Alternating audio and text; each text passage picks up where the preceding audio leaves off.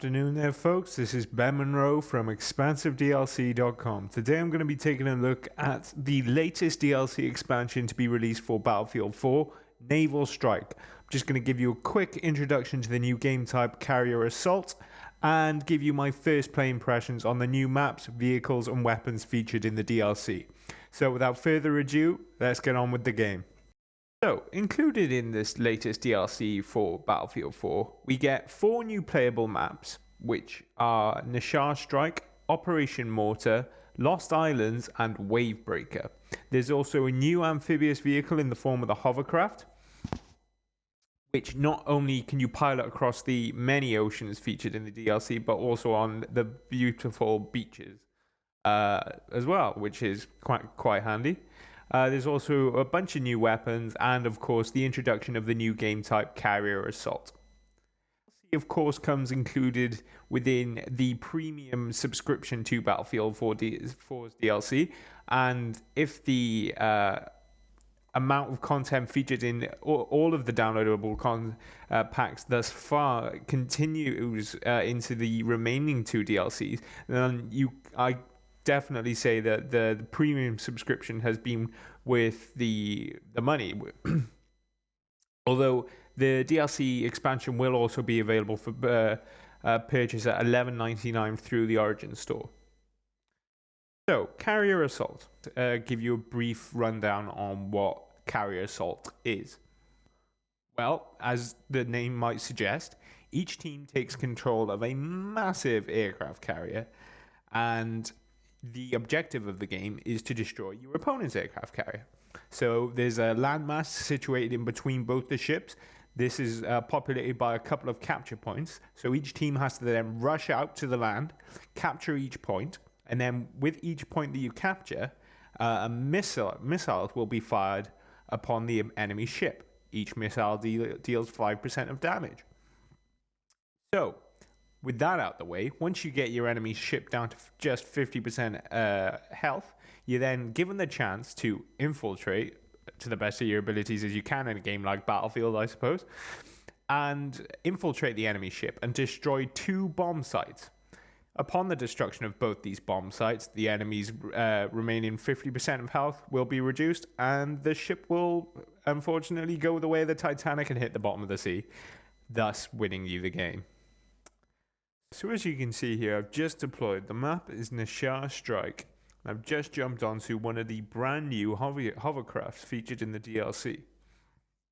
So what I thought I'd do is I'd just play through a game of Carrier Assault on this map here, give you my few opinions and thoughts on new vehicles, the new map, aesthetically, how it plays, and what the new game type is like.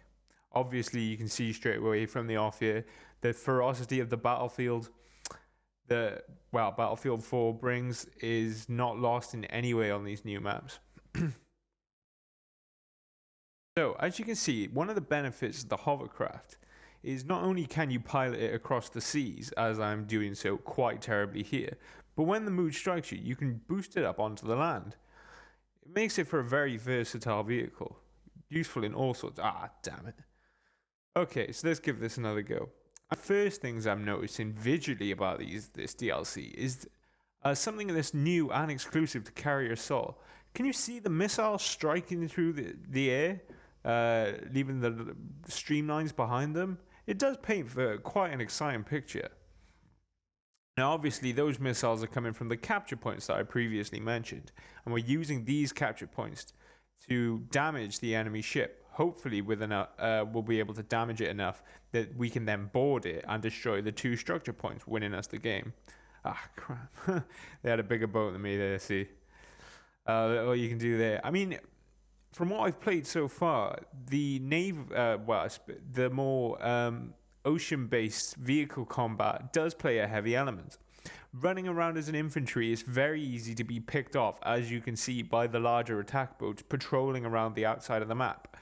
And things can get a little hectic as you enter further into the middle of the maps. There's definitely, I think, a strong unbalance between how heavy vehicle gameplay can be and then how ineffective you can be as an infantryman, particularly on maps such as Naval Strike here. I'm going to deploy again. I'm going to deploy deployed onto the mainland here. I'm going to try and defend this point here. We don't want to lose too many, otherwise our own ship will then take too much damage. Obviously, the thing about Battlefield on the PC is you have to have a quick trigger finger, something I'm not really demonstrating here. Again, you can see how important the control of those attack boats is on this particular map. It really does make you extremely vulnerable playing as an infantryman. Just jump forward a little bit later on in the game here. As you know, Battlefield games can tend to go on quite long. So we're coming towards the end of the multiplayer map here. As you can see, we've boarded the enemy ship, and our current objective is to take out both the structure points, I suppose you could call it, within the enemy ship. I believe at the moment we've taken out one of them, and we're just going to be moving to B, which is situated in the engine room. Although we have had the warning messages up on screen so far telling us that our own ship has been breached. See, there you go. The engine room is now ready to for us to go in and plant a bomb and hopefully send this aircraft carrier the way of the Titanic and to the bottom of the deep. Next map that I've just deployed onto here is Operation Mortar. Some nice use of the jet ski. They're able to infiltrate, I say infiltrate, but you know, pilot my way into this very secret looking submarine base. It's definitely something out of a James Bond film going on here. From what I've played on this map so far, it's a very nice mix between interior close-knit fighting and exterior, more naval-based vehicle fighting surrounding the islands. Just going to try and capture this point here. It's the same situation as last time. Capturing the points will mean that we can launch missile fire upon the enemy's carriers. So, bit in the dust. Again, you can see the boats playing, or especially the larger attack boats, playing a strong element in dominating the maps. So just jump forward a little bit here now, towards the end of the game. And I'm using the parachute point situated next to the enemy's carrier assault. We've been able to cause enough damage to be able to breach their ship and destroy the two structure points within to win us the game. These parachute points have been heavily disputed so far within Battlefield.